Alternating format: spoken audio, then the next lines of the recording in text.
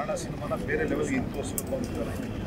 Actually ಅವ್ನು ಹೇಳಿರೋದ್ರಲ್ಲಿ ಅರ್ಥ ಏನು ಅಂತಂದರೆ, ಈಗ ನೀವು ನೋಡ್ತಾ ಇದ್ದೀವಿ ಹೊರಗಡೆ ಸಿನಿಮಾಗಳು ನೋಡ್ತಾರೆ, ಎಲ್ಲ ನೋಡ್ತಾರೆ. ಇವತ್ತು ದಿವಸ ನನಗೇನು ಅಂತಂದರೆ, ಈಗ ಆಲ್ರೆಡಿ ಲಾಸ್ಟ್ ಟೈಮ್ ಇಂಟರ್ವ್ಯೂಲ್ಲಿ ನಾನು ಹೇಳಿದ್ದೀನಿ ನನಗೆ ಆಲ್ರೆಡಿ ಬಾಲಿವುಡಲ್ಲಾಗಿರ್ಬೋದು ಟಾಲಿವುಡಲ್ಲಾಗಿರ್ಬೋದು ಎರಡೂ ಕಡೆನೂ ಮಾರ್ಟಿನ್ ಬಗ್ಗೆನೇ ಕೇಳ್ತಾ ಇದ್ದಾರೆ. ಎಲ್ಲ ಅಲ್ಲಿರೋ ಟೆಕ್ನಿಷಿಯನ್ಸ್ಗಳಾಗಿರ್ಬೋದು ಇಂಕ್ಲೂಡಿಂಗ್ ವಿತ್ ಆ್ಯಕ್ಟರ್ಸ್ ಕೂಡ ಸಿನಿಮಾ ಬಗ್ಗೆನೇ ಕೇಳ್ತಾರೆ.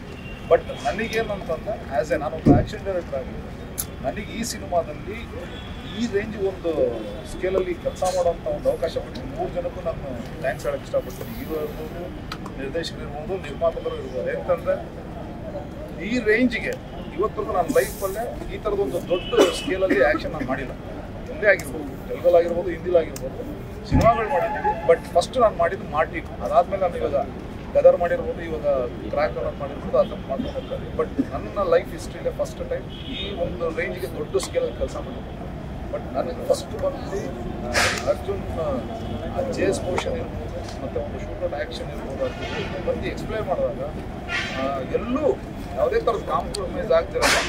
ಅದಕ್ಕೆ ಪಕ್ಕಾ ಒಂದು ಸಪೋರ್ಟಾಗಿ ನಿಂತಿದ್ದು ನನ್ನ ಹೀರೋ ಮತ್ತು ನಿರ್ಮಾಪಕರು ಇವರಿಬ್ಬರು. ಏನಂತಂದರೆ ಇವರು ಸಾಥ್ ಕೊಟ್ಟು ನಾನೇನೇನು ಕೇಳಿದೆ ಆ ಎಕ್ವಿಪ್ಮೆಂಟ್ಸ್ಗಳಿರ್ಬೋದು ಅಥವಾ ನಂಬರ್ ಆಫ್ ಡೇಸ್ ನೀವು ಅಂದ್ಕೊಂತೀರಿ 240 ಡೇಸ್ ಎಂತಿಗಾಯ್ತು ಅಂದರೆ ಒಂದೊಂದು ಶಾರ್ಟ್ ಆ ಪರ್ಫೆಕ್ಷನ್ ನೋಡೋದ್ರಲ್ಲೇ ಸ್ವಲ್ಪ ನಂಬರ್ ಆಫ್ ಟೇಕ್ಸ್ ಆಗಿರ್ಬೋದು. ಅದಕ್ಕೋಸ್ಕರ ಆದಂಥ ಪ್ರಿಪ್ರೇಷನ್ನು ತುಂಬ ಟೈಮ್ ತೊಗೊಳ್ಳೋಂಥ ಒಂದು ಇದಿರುತ್ತೆ. ಇವಾಗ ಒಂದು ಬ್ಲಾಸ್ಟ್ ಇರ್ಬೋದು, ಎಕ್ಸಾಂಪಲ್ ಇವರು ಆಲ್ರೆಡಿ ಒಂದು ಟೀಸರ್ ನೋಡಿದ್ದೀವಿ, ಒಂದು ಟ್ಯಾಂಕರ್ ಚೇಸಲ್ಲಿ ಆಗೋಂಥ ಬ್ಲಾಸ್ಟ್ಗಳು ಅದು ಪ್ರಿಪ್ರೇಷನ್ಗೆ ಮಿನಿಮಮ್ ಒಂದೊಂದು ಬ್ಲಾಸ್ಟ್ಗೆ ಹಾಫ್ ಡೇ ತೊಗೊಳ್ತಾರೆ.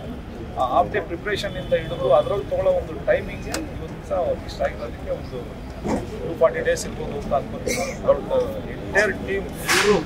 ಬಟ್ ಅಷ್ಟು ಕ್ವಾಲಿಟಿ ಬರೋದಕ್ಕೆ ಅಲ್ಲೊಂದು ದೂರದಲ್ಲಿ ಕೂತಿದ್ದಾರೆ ಬಿಟ್ಟಿದ್ದಾರೆ.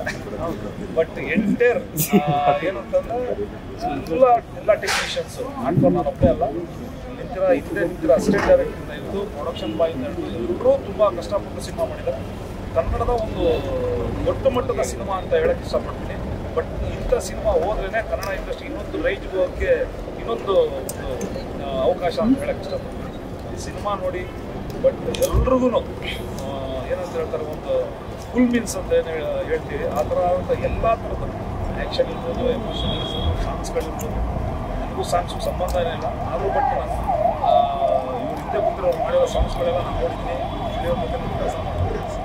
ತುಂಬ ಅದ್ಭುತವಾಗಿ ಅಂದ್ಕೊಂಡಿದ್ದನ್ನು ಟಚ್ ಮಾಡೋ ಗಂಟೆ ಬಿಟ್ಟಿದ್ದಾರೆ. ತುಂಬ ಕಷ್ಟಪಟ್ಟಿದ್ದಾರೆ. ಎಂಟೈರ್ ಟೀಮ್ಗೆ ನಾನು ಇವತ್ತಿನ ದಿವಸ ಇಲ್ಲಿ ನಿಂತ್ಕೊಂಡು ನಾನು ಎಲ್ಲರೂ ನಿಮ್ಮನ್ನು ಹೇಳ್ತೀನಿ. ಎಂಟೈರ್ ಟೀಮ್ಗೆ ಥ್ಯಾಂಕ್ಸ್. ಈ ಸಿನಿಮಾದಲ್ಲಿ ನಾನು ನಮ್ಮದು ಪಾರ್ಟ್ ಆಗಿರೋದಕ್ಕೆ ನಾನು ನಿಜವಾಗ್ಲೂ ಥ್ಯಾಂಕ್ಸ್ ಹೇಳಕ್ಕೆ ಇಷ್ಟ. ಅಲ್ಲ, ಫೈಟ್ ಮಾಡಿಸಿ ಯೂಶಲಿ ಫೈಟ್ಸ್ ಮಾಡಿಸ್ತಾರೆ, ಇದರಲ್ಲಿ ಸಾಂಗ್ ವಿತ್ ಫೈಟ್ ಇದೆಯಲ್ಲ ಅದು ಎಷ್ಟು ಸ್ಪೆಷಲ್ ಆಗಿರುತ್ತೆ ಸಿನಿಮಾದಲ್ಲಿ? ಹೌದು, ಏನಂತಂದರೆ ಇವಾಗ ಫೈಟ್ ಅಂದರೆ ನಾರ್ಮಲ್ ಫೈಟ್ ಮಾಡೋದು. ಸಾಂಗಲ್ಲಿ ಸಿಚುವೇಷನ್ಲಿ ಅವ್ರದ್ದೇ ಒಂದು ಇಮ್ಯಾಜಿನೇಷನ್ ಇಟ್ಕೊಂಡು ಬಂದಾಗ ಅವ್ರ ಜೊತೆ ನಿಂತ್ಕೊಂಡು ನಾನು ಕೆಲಸ ಮಾಡೋಕೆ ನಾನಲ್ಲಿ ಮಾಸ್ಟರ್ ಅಲ್ಲ, ಅವ್ರಿಗೆ ಅಸಿಸ್ಟೆಂಟ್ ಮಾಡ್ತೀನಿ. ನಾನು ಅಸಿಸ್ಟೆಂಟ್ ಮಾಡ್ತೀನಿ. ಅವ್ರು ಏನು ಹೇಳ್ತಾರೆ, ಯಾವ ಟೈಮಲ್ಲಿ ಏನು ಶಾರ್ಟ್ಸ್ ಬೇಕು ಅದು ನಾನು ಅಷ್ಟೇ ಫುಲ್ಫಿಲ್ ಮಾಡ್ಕೊಳ್ಳೋದೇ ಒಂದು ನನ್ನ ಜಾಬ್. ಯಾಕಂದರೆ ಅವ್ರಿಗೆ ಯಾವಂಥ ಒಂದೊಂದು ಸ್ಪೇಸ್ಗೆ ಒಂದು ಅವಕಾಶ ಕೊಡಬೇಕು. Thank you.